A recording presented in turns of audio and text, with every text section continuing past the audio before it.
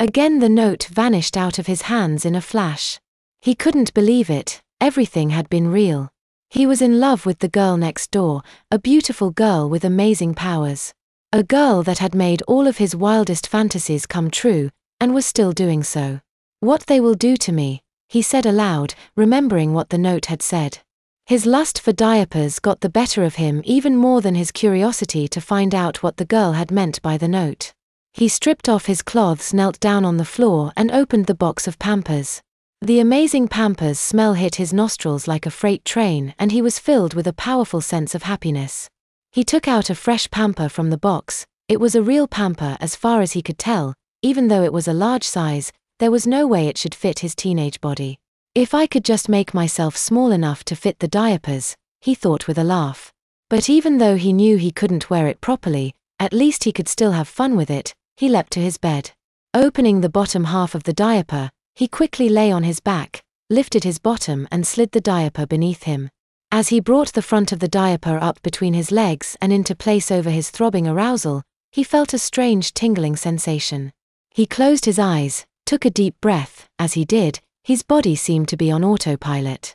He continued to diaper himself, closing first the right tape, then the left one, securing the diaper around his waist with near-perfect fit. He was astonished.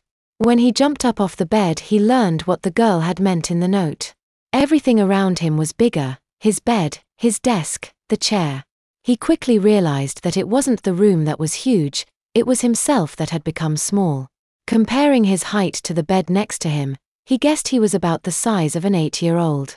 He walked over to his mirror. The diaper crinkled loudly as he moved.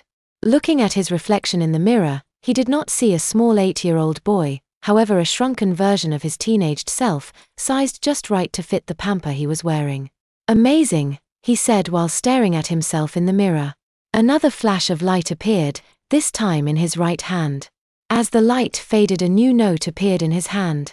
He read it. "These diapers will match your mood, just think about how you want to enjoy them, and they will accommodate you. Have fun. Love." The girl. She was right. The diapers had made him small enough to fit them, exactly what he had thought about before putting one on. The note vanished. His arousal got the better of him and he quickly returned to his bed. As he had done so many times before with fake homemade diapers or just a mound of Kleenex stuffed into the front of his tighty white eyes, he mounted his pillow and began humping in his diaper. "Oh yes," he moaned moments later as he came hard into the soft lining of the Pamper. As his orgasm ended and his mind returned to his surroundings, he felt different. This time there was no shame, no intense urge to get the diaper off and hide any evidence of his actions.